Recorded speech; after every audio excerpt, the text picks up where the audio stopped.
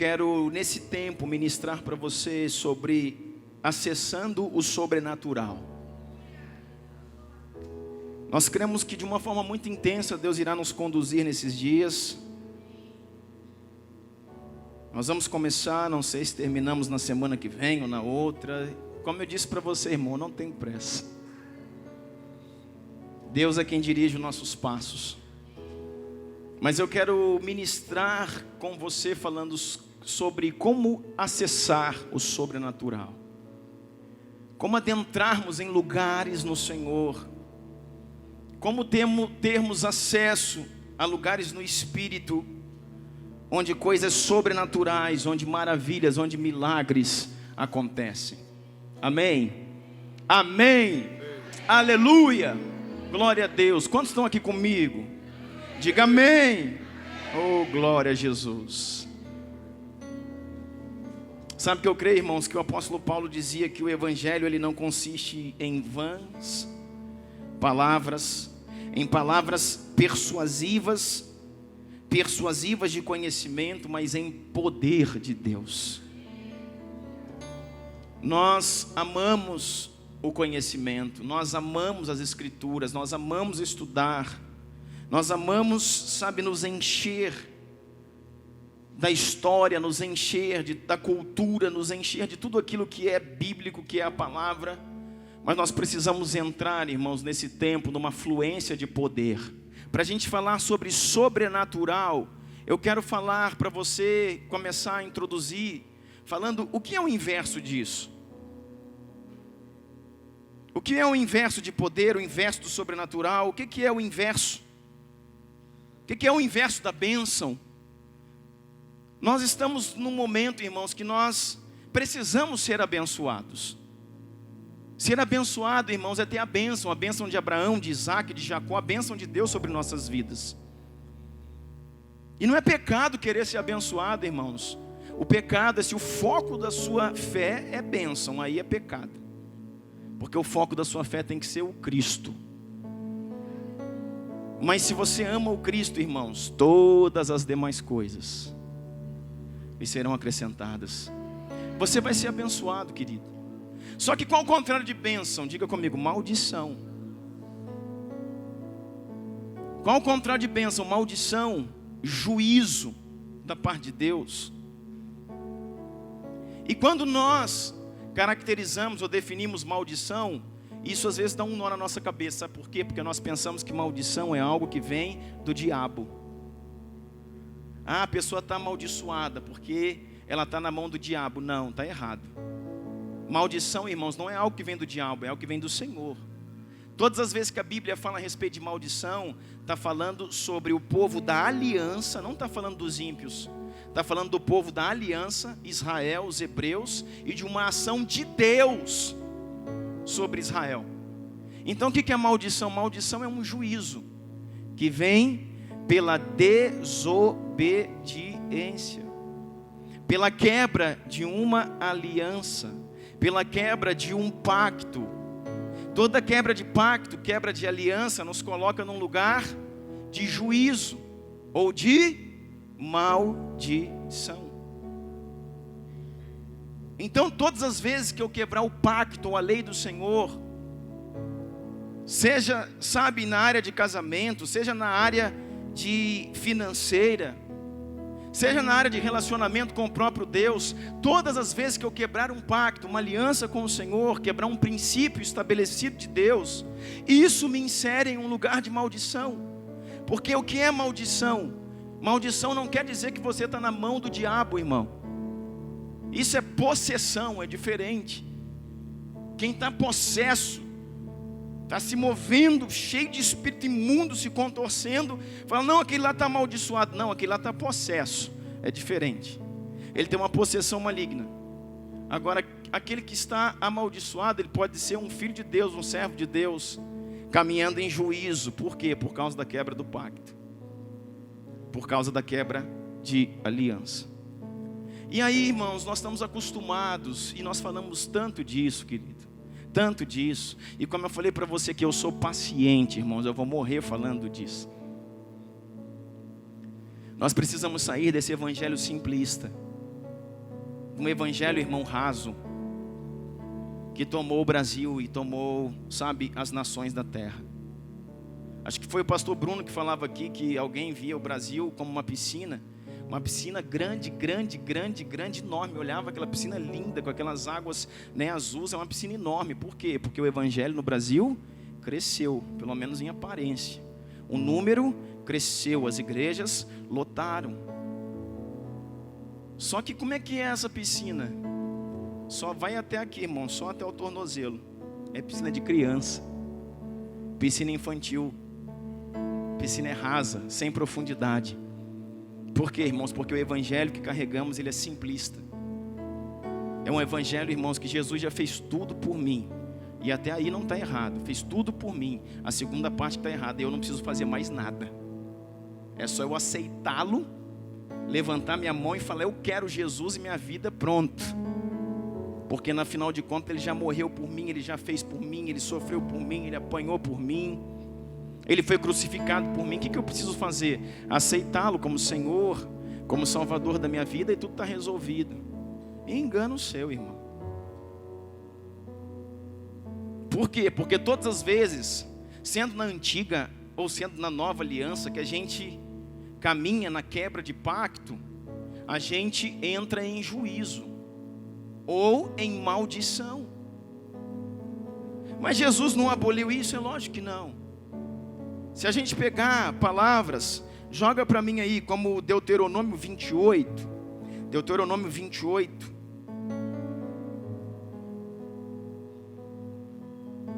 Deixa aberto aí Deuteronômio 28 para mim, por favor.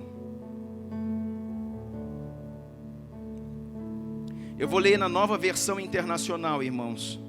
Se tiver NVI aí para mim, joga. Se não, joga na versão que tiver aí. Abre também para mim Números 14. Deixa os dois abertos. Vou esperar você. Números 14 diz assim. Vou ler Números 14 primeiro. Números 14, verso 18.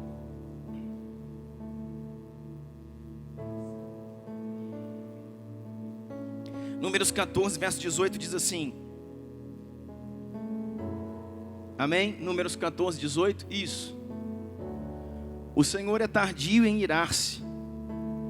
Na minha versão diz assim: o Senhor é muito paciente, grande em fidelidade. Começa elogiando o Senhor, irmão, porque Ele é o Senhor. E diz assim: o Senhor é muito paciente, de grande fidelidade, e perdoa a iniquidade e a rebelião.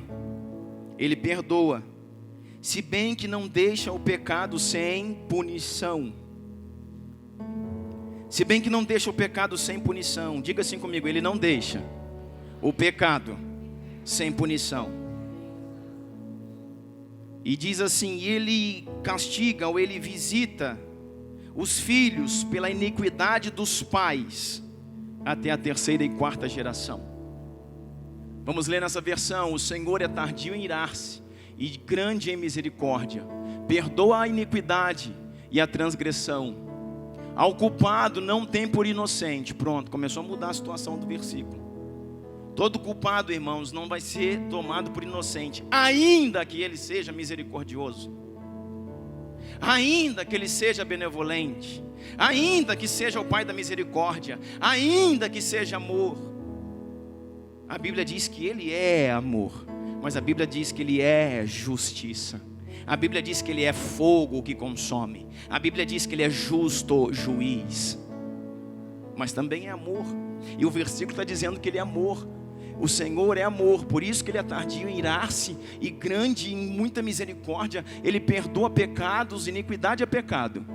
Ele perdoa a iniquidade, perdoa a transgressão ou transgressões. Mas o culpado Ele não toma por inocente, mas visita a iniquidade dos pais nos filhos até a terceira e quarta geração. Mas nós vivemos, querido, num evangelho tão simplista que versículos como esse morreu. Não, pastor, isso aí é a nova aliança. Irmão, então corta a sua Bíblia no meio, carrega a sua nova. Joga fora o Antigo Testamento. Porque se alguém confrontar a sua fé ela é inteira. A Bíblia ela é completa para você. O cânon bíblico tem 66 livros. Mas a sua vivência é como você tivesse abortado uma parte da Bíblia. Porque algumas questões na Bíblia estão fora. Não, pastor, isso aí não tem. Então essa é a palavra do Senhor. O que isso quer dizer, irmãos? O que isso tem a ver com milagres? Tem a ver, irmãos, que para que a próxima geração seja poderosa, para que a próxima geração, essa que nós oramos aqui por ela, seja uma geração de milagres, de poder, de ousadia. Nós, que somos a geração atual, que somos a geração vigente antes da próxima, precisamos mudar de posição. Olha aqui para mim, diga assim: eu preciso mudar de posição, de atitude. Não é mudar de entendimento, porque tem sido dito aqui, entender, eu acho que você entendeu já, ou pelo menos penso.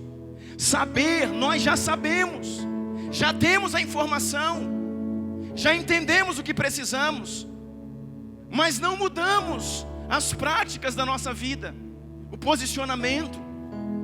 Então não se trata, irmão, de saber, não se trata de entender, se trata de uma nova vivência. Mudar a posição, eu estou aqui, agora, eu estou de cá, eu mudei de posição. Então não adianta só pensar, não adianta pensamento positivo, não adianta boa intenção. É preciso, irmãos, de entrar num lugar de obediência. É preciso entrar num lugar de sacrifício. Sacrifício. Por quê? Porque sobrenatural tem tudo a ver com sacrifício. Não existe N-A-D-A. Não existe nada na Bíblia, nenhuma ação de Deus, não existe nenhuma ação sobrenatural de Deus na Escritura Sagrada que não foi precedida por sacrifício, tanto na antiga quanto na nova aliança. Por quê? Porque na antiga era o tempo, irmãos, da lei. Jesus não tinha vindo ainda, então precisava se fazer tudo. Precisava orar, jejuar, buscar, se entregar para que Deus fizesse alguma coisa. Mas Jesus veio, sofreu, padeceu, morreu por nós, ressuscitou, e agora beleza, Ele já fez tudo, eu somente levanto a minha mão e digo que o aceito. Não, é mentira. Esse não é o evangelho bíblico, essa não é a palavra de Deus. Porque Deus ainda está esperando um posicionamento da sua igreja na nova aliança. Deus ainda está esperando uma igreja que se move em oração, que se move em dias e uma vida de oração. Deus ainda está esperando uma igreja que enche as vigílias. Deus ainda está esperando uma igreja que faz com que o seu sacrifício tenha valor. Deus ainda está esperando uma igreja que abre mão, que renuncia prazeres pelo propósito. Deus ainda está esperando esta igreja. Você quer ver, irmãos, no Antigo Testamento a gente podia passar o dia aqui falando, mas se o nosso negócio é o novo, vou falar para você, não precisa só abrir não precisa abrir agora não, depois você consulta na sua casa. Atos capítulo 12. Vai falar que prenderam um dos apóstolos de Jesus. Vai falar que prenderam, irmãos, Tiago, um amigo de Jesus, fiel, um homem que estava pregando a justiça, Natan, um homem que estava vivendo, Natan, em santidade, um homem que estava vivendo no propósito, um homem que estava, estabelecendo a justiça, andando em caridade, andando em amor, cuidando do órfão, da viúva, do necessitado, se movendo na igreja primitiva, que começou como sendo um modelo de igreja para o mundo, para as nações, mas ele foi preso. Herodes, chamados Herodes Agripa, prendeu esse homem. E como prendeu esse homem? Existia no meio dos judeus ali uma ação contra o crescimento, o avanço do cristianismo. Por quê, irmãos? Porque Jesus morreu, Jesus ressuscitou. Atos dos Apóstolos, Atos 2, Alexandre, diz que o Espírito Santo desceu, revestiu os homens. Agora a igreja está se movendo em poder. Agora a igreja está se movendo em milagres. Só que tem um momentozinho que a igreja dorme, que é Atos 12, porque a coisa já estava começando a ficar ruim. Você vai ver Atos 13, 14, 15, essa igreja, a igreja de Jerusalém, irmãos, que começou muito bem, ela vai por água abaixo. A ação de Deus passa de Jerusalém para acampar, parar em Antioquia. Mas deixa eu dizer para você, sabe o que acontece em Atos capítulo 2? Tiago é preso, o apóstolo é preso. E sabe o que a igreja ficou fazendo, irmão? Conversando. É como se tivesse me prendido. Prenderam o pastor Douglas, e no Brasil tem pena de morte, vão matar ele lá. Só que não tem data certa que vão matar. E a igreja reuniu aqui e falaram: prenderam o pastor Douglas e vão matar ele na praça pública. Será que mata? Será que não mata? Será que mata mesmo? Acho que é blefe. Não vai matar não, isso é conversa. Não, acho que mata. Mas mata quando? É agora? Vai ter um julgamento? Vai ter a CPI? Vão fazer uma auditoria? Vai ser no mês que vem, no ano que vem? Mata. Irmãos, a igreja conversou demais. A igreja conversou demais. Eu estou falando para você, no Novo Testamento, Herodes Agripa pegou um homem de Deus, cheio do Espírito Santo, que fazia muito mais coisa do que todo mundo junto aqui faz. Passou a navalha no pescoço dele, em praça pública, ele foi decapitado, morreu chorando, adorando ao Senhor, olhando aos céus, com mãos erguidas, cantando, perdeu a sua cabeça por Jesus, pelo Evangelho de Cristo. E sabe por que a igreja não fez nada? Porque a igreja achava que não ia acontecer nada. E sabe por que Deus permitiu que acontecesse isso? Porque Deus quer uma igreja que ora. Sabe que o Senhor colocou no coração deles depois da igreja? Se vocês tivessem orado, eu teria intervido. Quer dizer o quê? Que a oração da igreja no Novo Testamento é a força motriz do braço de Deus na terra. Quer dizer que sem oração não vai acontecer nada. Quer dizer que sem dedicação, sem joelho calejado, sem estômago roncar, sabe, de jejum, não acontece nada, irmão. Não, pastor, esse evangelho eu não quero. Não quero esse evangelho. Porque o meu evangelho é aquele que Jesus morreu e na cruz ele me redimiu, me deu vida eterna, e agora está beleza. E nessa beleza, irmãos, o Brasil se afunda, nossos filhos se perdem, os adolescentes que foram criados dentro da igreja estão desviados, adolescentes que foram criados dentro da igreja estão na prostituição, estão no homossexualismo. Eu estou tendo notícias, irmãos, chegando para nós a todo tempo, de filhos de pastores se dando ao homossexualismo, às drogas. Por quê? Porque foram crescendo dentro da igreja, mas passou a vida na igreja num evangelho simplista, num evangelho raso, onde Jesus já fez tudo e nós não precisamos fazer nada.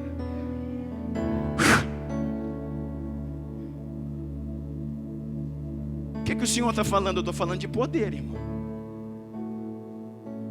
O tema dessa mensagem é acessando o sobrenatural. Sabe por quê, irmãos? Porque nesse mesmo Atos, não precisa nem abrir, porque não é o tema aqui, não é o texto da minha mensagem, mas esse mesmo texto de Atos 12, depois você, na sua casa, você confere, como ele foi decapitado em praça pública, todo mundo gostou. Aqueles que estavam vindo contra a igreja, aqueles que estavam lutando para reter o evangelho, o crescimento do evangelho. Hein, Guilherme, o povo achou legal. Cara, que massa. Arrancou a cabeça do apóstolo de Jesus no meio da praça. Sabe o que Herodes fez? Manda pegar outro, vamos fazer um show. Vamos decapitar todos aqui um por um. Vamos botar esses 12 aqui, arrancar a cabeça deles e mostrar quem é que manda. Vamos mostrar aqui que é o Império Romano. Vamos mostrar aqui que Herodes, o imperador, tem nome. E não tem religião, não tem seita que avança, não tem igreja cristã. Que moda é essa? Que conversa é essa? Conversa é essa? Oração, jejum, baderna desse povo, barulho, crescendo aqui no meio do meu império, não tem isso. Tiago já foi, traz Pedro. Aí Pedro foi para o cárcere. Só que a Bíblia diz em Atos 12, 4, 5, 6, e a igreja entrou em clamor incessante. E a igreja, irmãos, saiu de casa. Esse clamor que fala, irmãos, não é ele lembrava que Pedro estava lá e orava 5 minutos por dia, não. Eles se reuniram e falaram: outro vai perder a cabeça, então vamos deixar tudo o que estamos fazendo. Vamos deixar tudo o que estamos fazendo e vamos orar como nunca oramos na nossa vida. Nisso entra jejum, ninguém come mais aqui. É pão, é água, deixa o estômago roncar. Nisso é vigília, não dorme mais. Não dorme, não come, ora de dia, de noite. Não descansa mais. Quem tinha que trabalhar, trabalhava cansado, porque voltava do trabalho, ia se reunir nos grupos e orar a madrugada inteira. E no outro dia trabalhava, e à noite orava, e trabalhava, e orava, e trabalhava, e orava. E o estômago roncava. Mas ele está preso numa prisão, num sistema prisional, sabe, mais sofisticado que Bangu 1. A Bíblia fala que existiam 16 homens no mínimo, por conta só do apóstolo Pedro. Ele foi para o cárcere interior. Vai ler sobre isso, estudar. Joséfo fala que é um cárcere que estava na 3ª etapa, lá no fundo de uma masmorra. Dentro de uma cela onde ele estava, onde tinha 2 guardas na porta, dentro da cela tinham 2 ou 4 homens com ele, do lado dele, dentro da cela. Ele estava preso com bolas de ferro, com algemas nos pés e nas mãos, e um guarda colado nele. Olha o medo do homem. A oração daquela igreja, irmãos, fez o maior filme de Hollywood de toda a terra acontecer nesse tempo. Sabe o que Deus fez? Esses homens, estava lá Pedro estava dormindo. Vem um anjo do Senhor e diz: Pedro, você acorda, e diz para os outros: vocês todos dormem. Enquanto todos estavam dormindo, as correntes se romperam. Os portões se abriram como um controle remoto de Deus. Todas as prisões se abriram naquele dia. E sem entender porquê, sem entender como, sem entender de que jeito, sem entender de que forma, Pedro sai daquele lugar sozinho andando. O Espírito de Deus foi lá e libertou aquele homem, soltou os seus grilhões, rompeu as suas correntes, tirou ele do cárcere, do primeiro, do segundo, do terceiro, saiu para fora do sistema prisional. Um grande portão, o portão se abriu. Deus acionou o controle remoto e o portão se abriu, e ele saiu. E todo mundo disse: o que é isso? Sabe o que está acontecendo? Eles estão tão orando lá, orando, que o Pedro chega lá e bate: ei, moçada, cheguei, valeu a pena a oração. Vai alguém lá na porta ver quem é, olha, aí volta para dentro e diz: tem alguém lá. E quem é que está lá? Tem alguém lá. Quem é que está lá? Não sei, parece Pedro, mas Pedro não está preso. Será que é um fantasma? Pedro não estava preso. Ninguém falou para nós que ele foi solto. Nem a igreja está pronta, irmãos, para receber aquilo que Deus vai fazer. Ele estava preso, mas agora ele está solto, porque a Bíblia é enfática em dizer, Atos 12:5, existia oração, clamor e adoração incessante. Incessante é que não cessa, por parte da igreja. O Senhor ainda espera essa igreja. O Senhor ainda espera essa igreja. Eu espero essa igreja, irmão. Eu espero essa igreja. Eu espero essa igreja, irmãos. Eu oro por esse lugar. Eu oro por esse lugar. Eu oro por esses dias. em que as pessoas entenderão o que é evangelho, o que as pessoas respeitarão o preço que os outros pagam, que aqueles que vieram antes de nós estão fazendo, que as pessoas entenderão, irmãos, o que esse homem, Tiago, ele perdeu a cabeça, para que eu pudesse estar aqui hoje, num lugar livre, de liberdade, num país livre, pregando o evangelho. Homens perderam a cabeça, homens foram, usados como tochas humanas, queimaram como velas, pegando fogo para que nós estivéssemos aqui. Eu oro para o tempo que nós possamos entender isso e respeitar a força daqueles que vieram antes de nós. Esse é o evangelho. Está aí, irmãos, isso não foi cancelado na Bíblia. Ah, pastor, eu não acredito em maldição hereditária.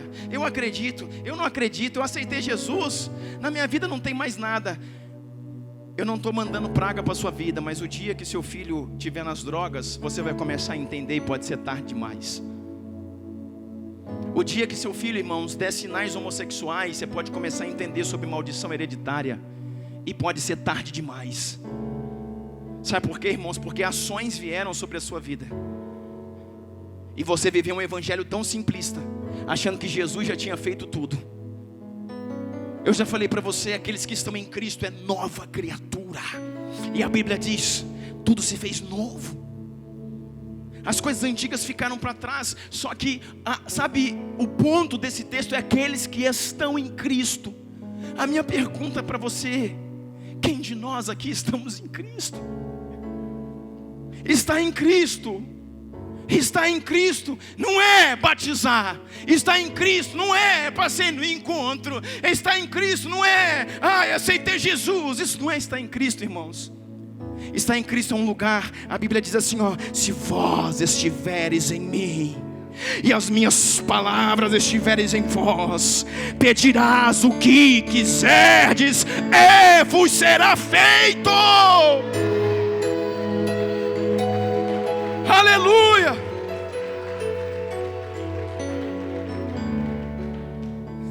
Minhas palavras não é um versículo, é um novo, o velho, o Antigo Testamento é tudo. Se, sabe, a plenitude da minha palavra estiver em você e você estiver em mim, quantos estão em Deus? Vai pedir o que quiser e será feito.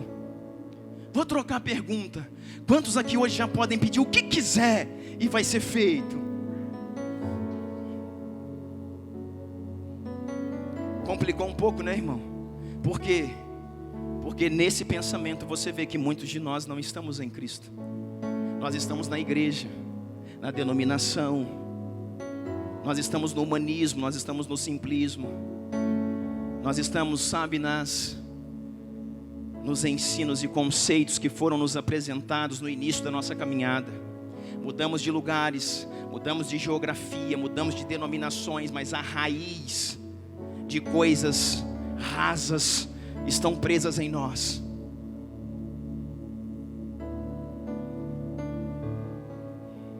Nós precisamos entender o que estamos vivendo, irmãos. Entender o lugar onde fomos doidos. Você que está aqui é louco, você que está aqui é doido. Nós precisamos entender o lugar que, sabe, os doidos resolveram entrar.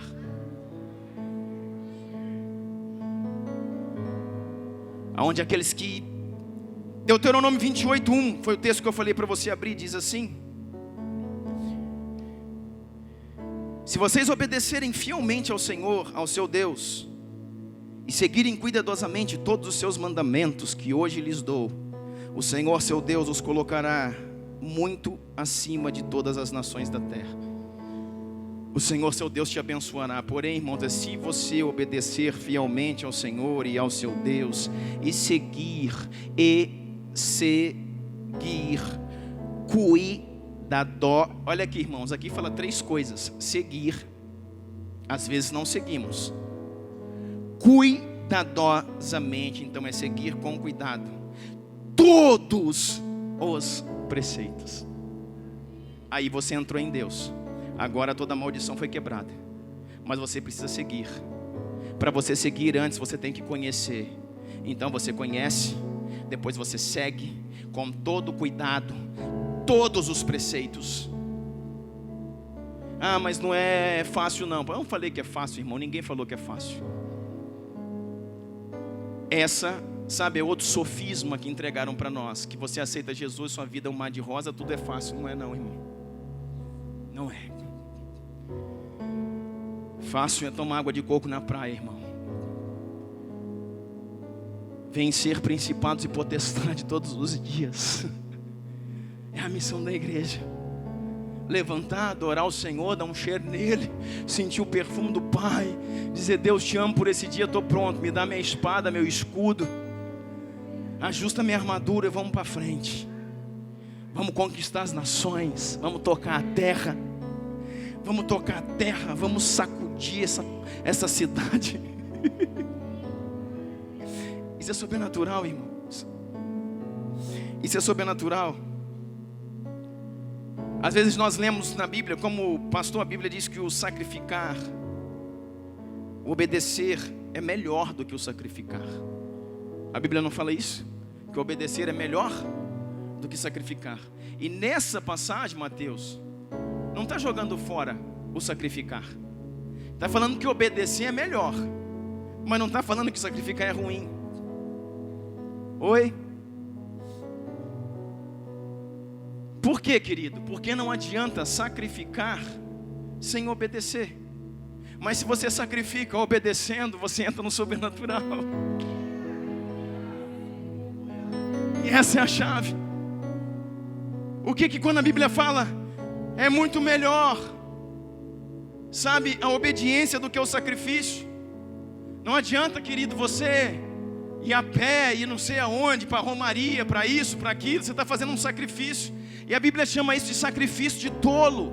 Por quê?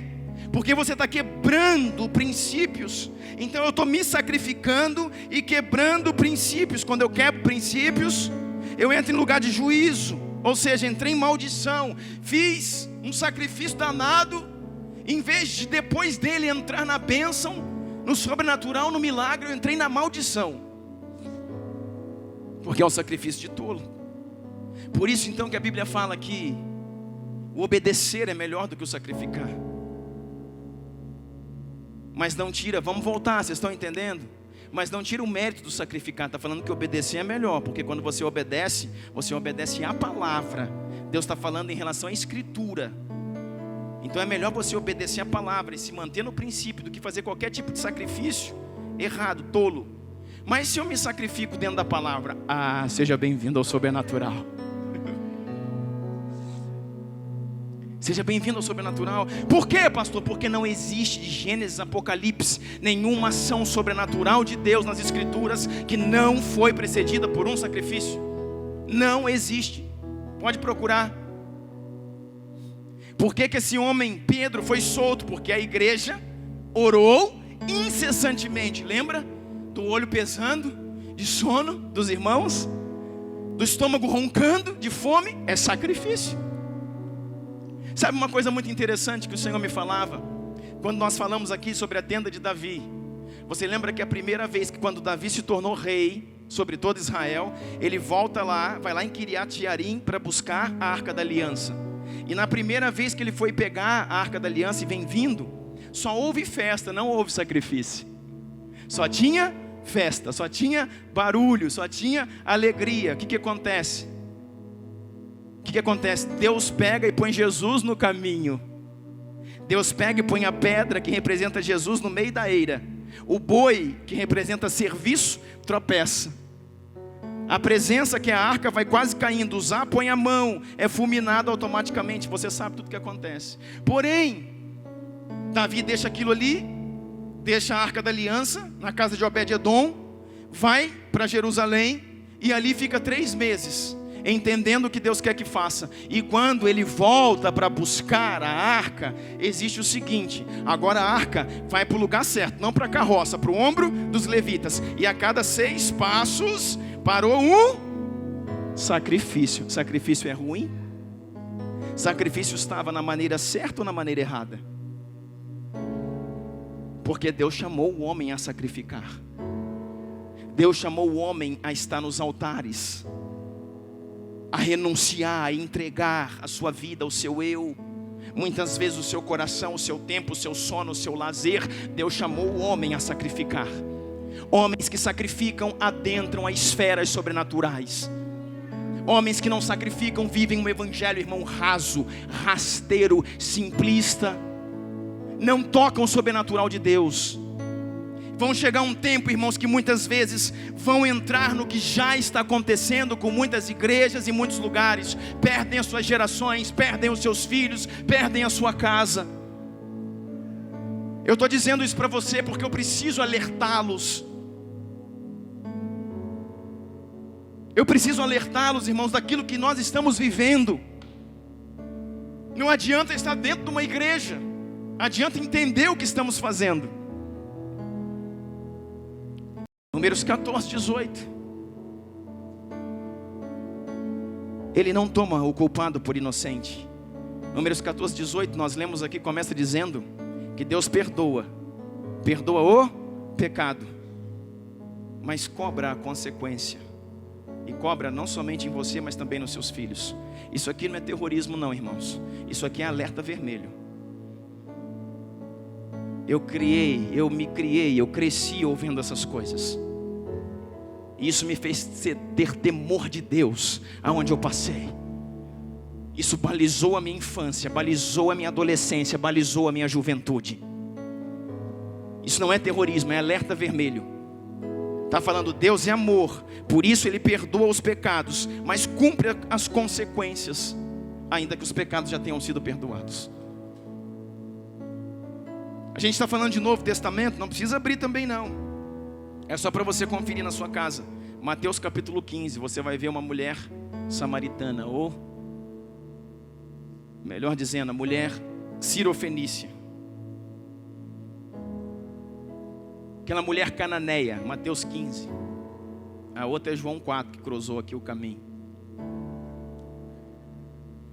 Mateus capítulo 15, irmãos, fala de uma mulher cananeia, aquela que tinha a filha endemoniada. É Novo Testamento, cara. Você vê a expressão exata do amor, você vê Jesus. Você vê aquele que exala amor. Poxa, eu tenho certeza que Jesus não faria essa pregação aí desse pastor Douglas. Eu tenho certeza. Jesus é muito bom. E esse pastor aí tá desgrama de ruim. Esse pastor é terrorista, eu acho que ele é primo do Bin Laden.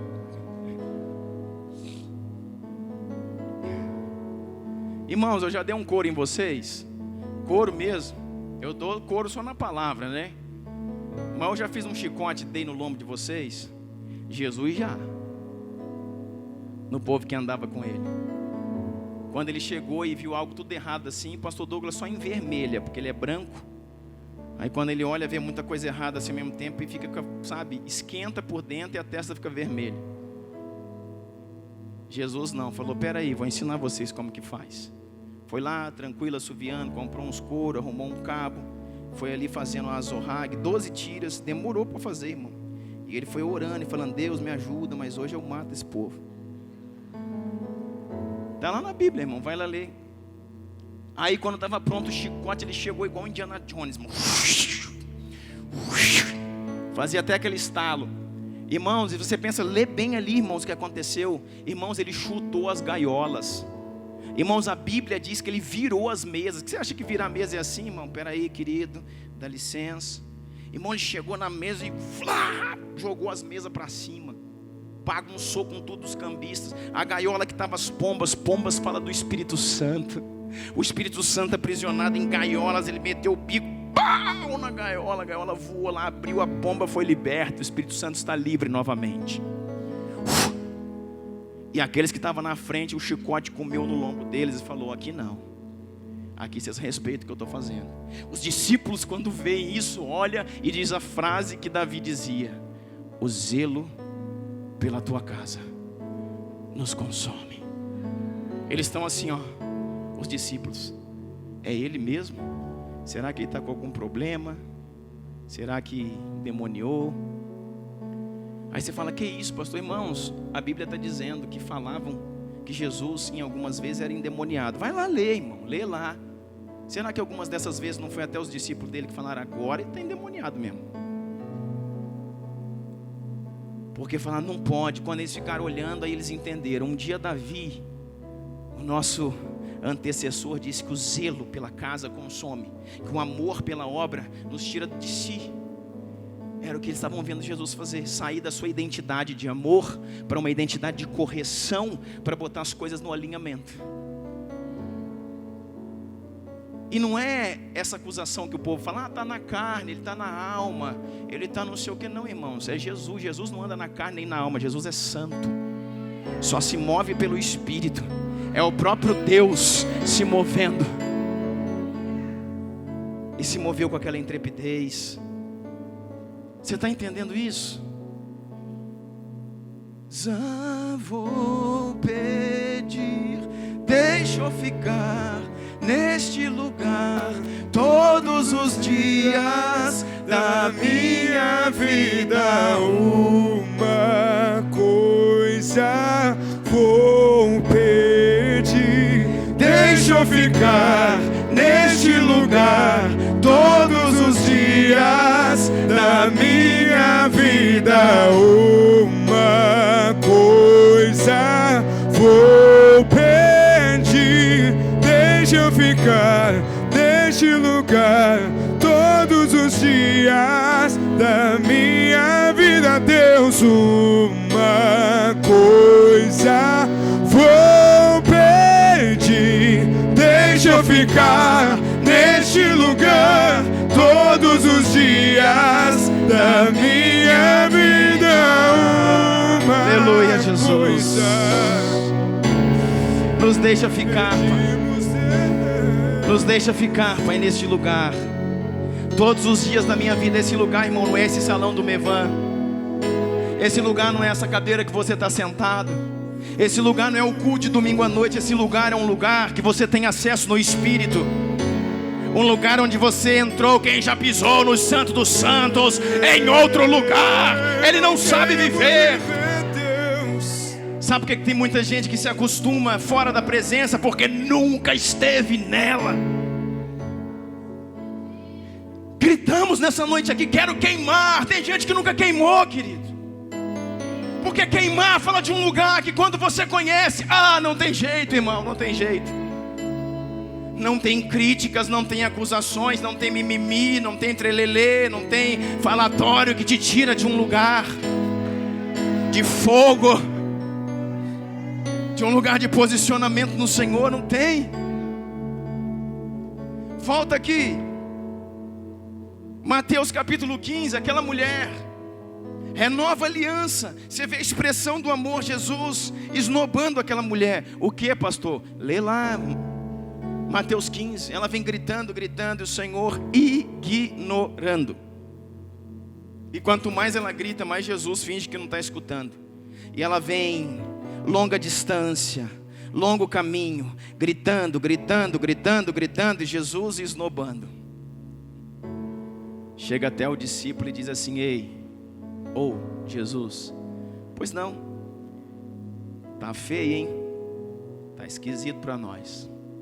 Jesus falou, que isso? O que está acontecendo? Ele falou assim, olha, não é a sua característica, não é.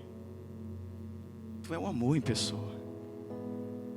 Essa mulher vem gritando aqui, está todo mundo vendo. Faz o seguinte, está lá na Bíblia, irmãos. Despede ela então. Para e fala com ela, mulher, não vou eu te responder, não quero falar com você, não tenho tempo agora. Minha agenda está fechada, despede ela. Mas está feio isso aí, está feio. E Jesus falou para ele,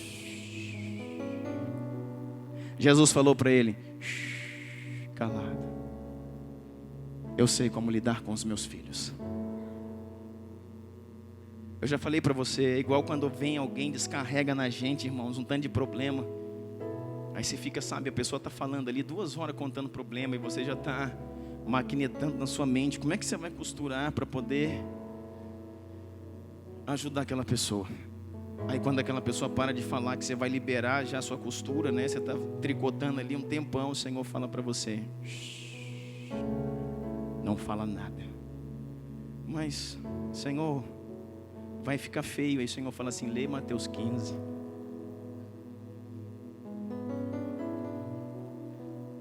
O Senhor fala, lê Mateus 15, eu já fiz isso também, para mim não ficou feio e para você também não vai ficar não.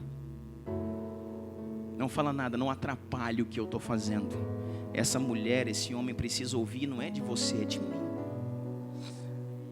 O que eu falo então? Fala para ele, entra no teu quarto, fecha a tua porta. Teu pai que te vê em secreto, ele te recompensará. Deixa eu fazer. Liga essa pessoa em mim, não em você. Não deixe ela ser dependente. Ai, aquela mulher está ali. Sabe por quê, irmãos? Aquela mulher, ela era uma mulher egoísta, ela era uma mulher autoritária. Ela era uma mulher que se movia ali no comércio de Tiro e Sidom, rica, extremamente soberba. E aquela mulher pisou em muitas pessoas.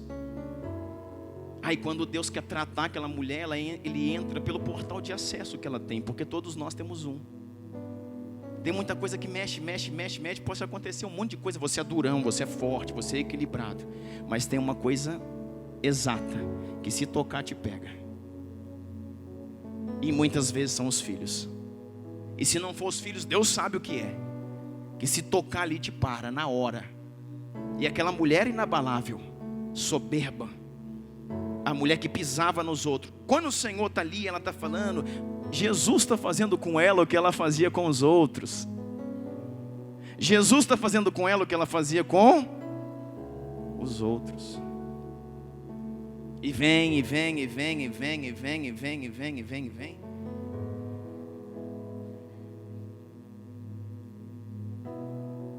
Chega um momento que depois de muito tempo, ela chega na prova de fogo, na prova final ela para. Jesus senta, põe os seus discípulos em torno e vem aquela mulher ali. E ela diz, Jesus, filho de Davi, tem misericórdia de mim. Jesus nessa hora para, olha para ela e diz assim, mulher, aquieta-te.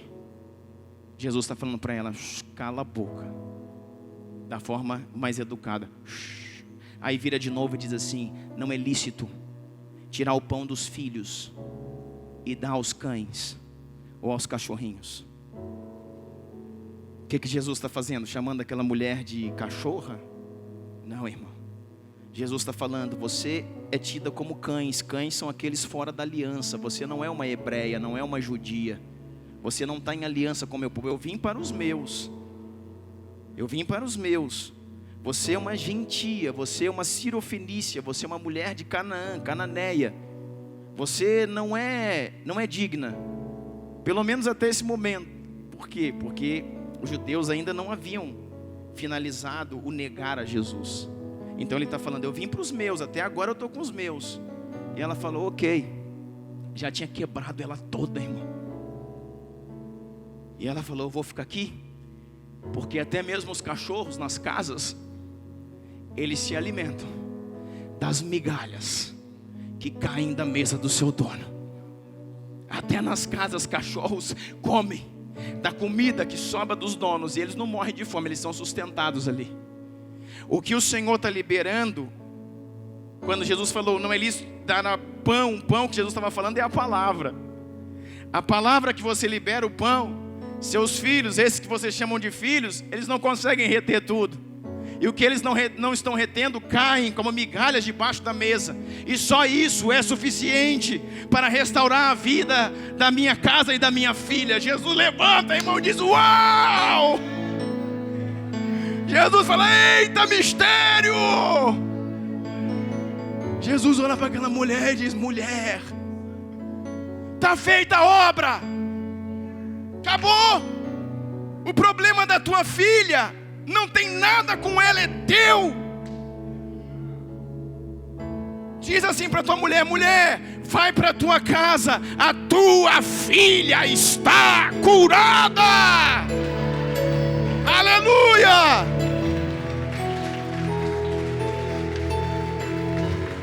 O que eu estou falando de nova aliança? Eu estou falando de Números 14, 18 se cumprindo na nova aliança. Uma maldição de endemoniamento na nova aliança. Eu estou dizendo de Deus cobrando a iniquidade da mãe na filha, tocando na filha, para atingir a mãe. Como que isso não existe mais?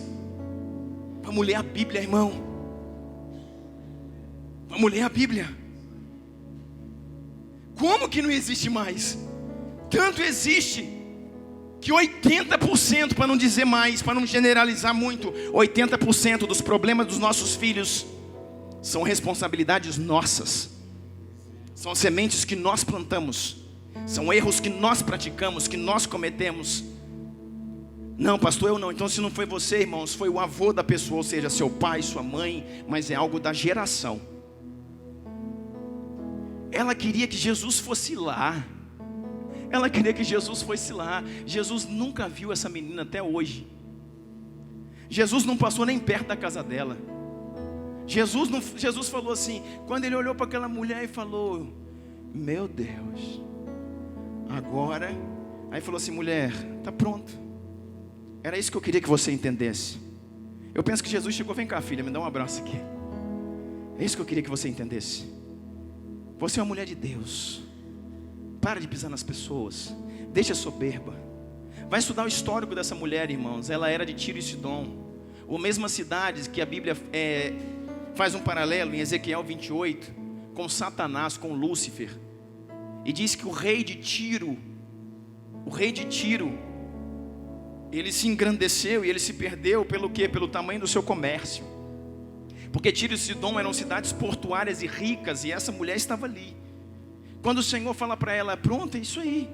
Essa posição que você se colocou agora, mulher, essa posição aqui, de submissão, de prostração, não é mais senhora de si. Essa posição de uma pessoa dependente de mim, é isso que eu quero de você. Mantenha-se assim, e sua filha mantém-se curada. O que é isso? Sobrenatural. E o que a gente acha, irmãos? Que sobrenatural é ter fé para fazer as coisas acontecer. Nós estamos falando, irmãos, de uma geração de fundamentos, de homens e mulheres que vão remir uma nação. Nós estamos falando de nova aliança. E tem outros textos aqui que eu não vou ler mais. Irmão, eu quero orar. Existe ainda muita gente achando que andar com Jesus é fardo. Existe muita gente achando que sabe que seguir o Senhor da forma correta. E talvez você pense assim, não pastor, mas nessa igreja aqui é complicado. Irmão, não tem igreja aqui, nós estamos pregando a palavra nua e crua. E qualquer lugar que você for do Brasil ou fora do Brasil que pregue a palavra, você vai ouvir a mesma coisa, porque ela é única. Tem muita gente ainda hoje vivendo um evangelho que acha que seguir ao Senhor é fardo, é pesado, é difícil, porque eu tenho que abrir mão de algumas coisas. Irmãos, o que significa as suas coisas perto das promessas de Deus? O que significa os seus programas? O que significa o seu planejamento perto da soberania, do poder sobrenatural do Espírito Santo? O que representa a minha agenda perto da agenda do céu, da agenda daquilo que Deus tem para mim? O que? Tem muita gente achando difícil. Naquele tempo de Levítico, irmão, naquele tempo de Levítico que existiam várias leis, que era uma coisa bem mais complicada do que hoje, existiam pessoas que queriam ir além.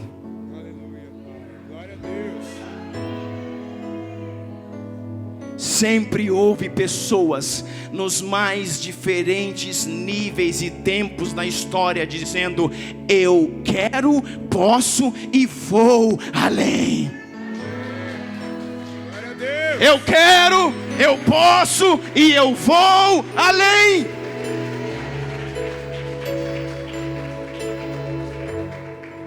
Por isso que em Levítico, um número que fala, um livro que fala de números, Levítico, Deuteronômio, se você vê toda essa lei, irmão, está falando de lei, todos esses livros. Mas eu quero pegar para você, que no livro especificamente de Levítico, você vai ver até o verso 26, falando de uma infinidade de leis. E eu quero chamar a sua atenção, depois você ir lá na sua casa, para Levítico 27. O que fala Levítico 27? Do que fala Levítico 27? Dos votos. E o que é voto, pastor? Voto é aquilo que você faz pela sua livre e espontânea vontade. Ninguém pediu, ninguém mandou, mas você disse: eu quero ir além. E Levítico 27 é um capítulo que Deus falou: eu vou escrever esse capítulo para aqueles que querem ir além. Eu vou regulamentar a lei do voto. O que é fazer um voto para Deus? Tem pessoas que fazem os mais diversos votos. Mas, por exemplo, eu vou orar esse ano todos os dias, pelo menos 2 horas na madrugada. Do dia 1º de janeiro de 2017 até o dia 31 de dezembro, eu vou orar na madrugada todos os dias, pelo menos 2 horas. É um voto. Na Bíblia manda você fazer isso? Não. Mas você quer fazer dessa forma, então você faz um voto. Porque desde aquele tempo existiam pessoas querendo ir além. Por quê, irmãos? Porque voto fala de sacrifício. E o sacrifício é a chave do sobrenatural. E por que Deus deixou então Levítico 27 escrito? Porque Deus esperava que pelo menos, nem que fosse uma vez na vida, nem que fosse por um tempo esporádico, alguém lesse Levítico 27 e dissesse: eu vou fazer um voto. Já tinha tanta coisa para se cumprir aqui nessa lei, em Levítico, em Número, em Deuteronômio tinha tanta coisa, mas tinha gente nesse tempo dizendo: nós queremos mais, nos envolver mais, nos doar mais, nos entregar mais. Sabe por quê, irmãos? Porque o Evangelho, porque a vida com Deus não é um fardo. Se para nós se tornou um fardo, irmãos, nós estamos desalinhados, para não dizer desviados. Porque, irmãos, seguir ao Senhor, irmãos, é prazeroso. Seguir ao Senhor é recompensador. A gente vem numa vigília como teve aqui, para sair de casa é complicado. Ainda mais quando você está saindo de casa do aniversário da filha e deixando a família lá, deixando os filhos lá, deixando a casa, num jantar de família. Mas é o que, irmãos? É sacrifício.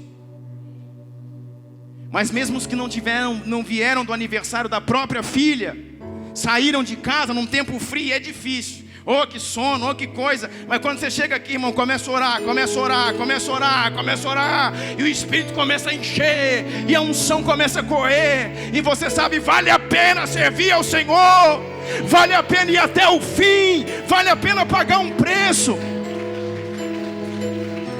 para acessar o sobrenatural, para ver acontecer na sua vida, na vida dos seus pequenos, coisas que nunca aconteceriam se você não estivesse pagando aquele preço. Para você ver virtudes fluindo nos seus filhos, o Espírito Santo tomando a sua casa, a sua esposa, os seus filhos, o sorriso no rosto deles. Para você ver os seus filhos com 5, com 6, com 7 anos sendo batizados no Espírito Santo, falando em línguas de fogo, tendo dons de cura com 12 anos, pregando a palavra, porque você pagou um preço para isso. Não é de graça, não. Não foi só Jesus que morreu para que isso acontecesse. Eu também tenho que morrer. Minha esposa vai ter que morrer na cruz também, para que o acesso daquilo que Jesus deu a origem, daquilo que Jesus deu start, a unção corra, passe por mim, passe por ela, na minha morte, na morte dela, toque a minha geração.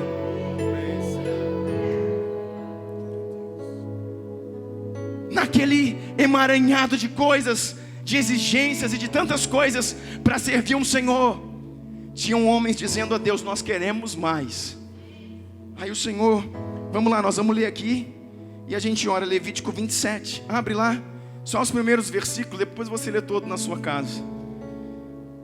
Disse também o Senhor a Moisés, Levítico 27: Moisés, diga o seguinte aos israelitas: Se alguém fizer um voto especial, dedicando pessoas ao Senhor, em algumas versões diz, dedicando a si mesmo ao Senhor, faça conforme o devido valor. E aqui Deus vai levantar, irmãos, alguns valores. Se você for ler Levítico 27 inteiro, você vai ver de pessoas que estavam se dando. Eu não tinha que dar, falou, Deus, eu vou me ofertar. Como é que eu faço para me ofertar? Pessoas que estavam ofertando seus filhos, pessoas que estavam ofertando seus recursos, pessoas que estavam ofertando seus animais, pessoas que estavam dando, irmãos, o seu tempo. E isso era voto, algo que estava fora da lei mosaica, fora da lei de Moisés. Era algo espontâneo de um grupo de pessoas que queriam fazer.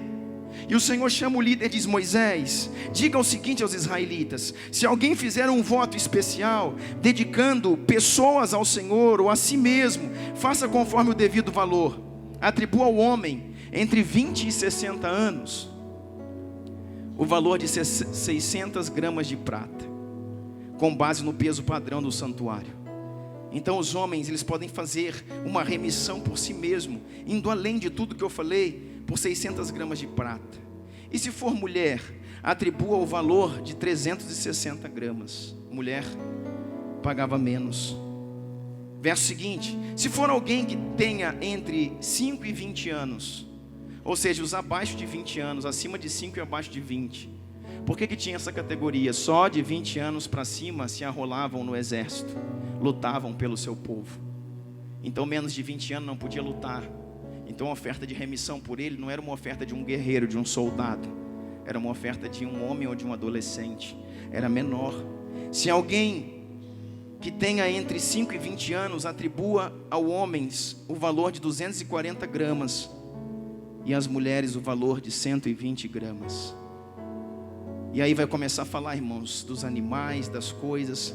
Lá no verso 8 diz assim: se quem fizer o voto, ou se quem quiser fazer o voto for pobre, ou necessitado demais, diz outra versão, para pagar o valor especificado na lei, então que se apresente ao sacerdote, e esse estabelecerá o valor de acordo com as possibilidades do homem que quiser fazer o voto. Uau! Sabe o que o Senhor está dizendo? Ninguém fica de fora. A lei não pode estar acima da intenção do coração do homem em se dar mais. O Senhor falou: eu estabeleço uma lei de votos, mas se alguém quiser aqui se dar, se doar, e a lei for demais para ele, para as suas posses, que ele procure o sacerdote, converse, explique a sua situação, e o sacerdote vai estabelecer o seu sacrifício, que acessa ao sobrenatural. O que fala Levítico 27, irmãos? Fala de ir além, fala de se dar mais. E se você, irmãos, talvez pensou em questão financeira, irmão, não diz só a respeito disso. Fala em respeito de dar o seu coração, o seu tempo, o seu testemunho, a sua vida. Que sua vida queime no altar, em renúncia. Por quê? Porque o sacrifício, quando você se dá a Deus, o sobrenatural é habilitado na sua vida. Por que nós, irmãos, sofremos, como foi dito aqui no domingo passado, como dores de parto, para liberar palavras como essa? Porque não se trata de encher igreja, não se trata de encher salão, não se trata de levantar dinheiro, se trata, irmãos, de remir o Brasil. Se trata de curar uma terra, de curar uma nação. Se trata, irmãos, de dar destino para essa geração de órfãos espirituais que existe no Brasil, de uma igreja tão grande e tão rasa, de filhos que cresceram na igreja e se perderam.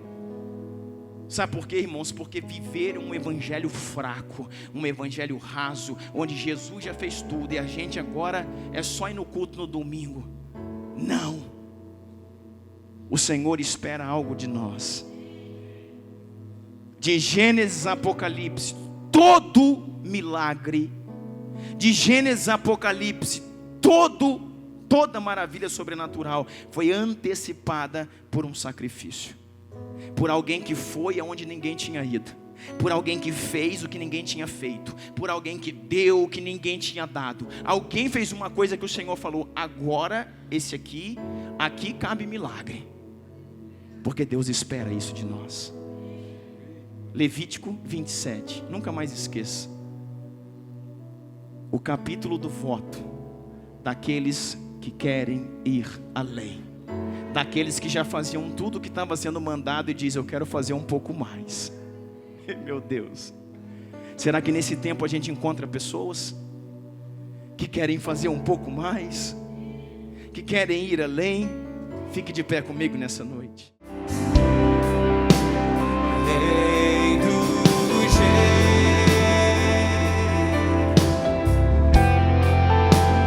Try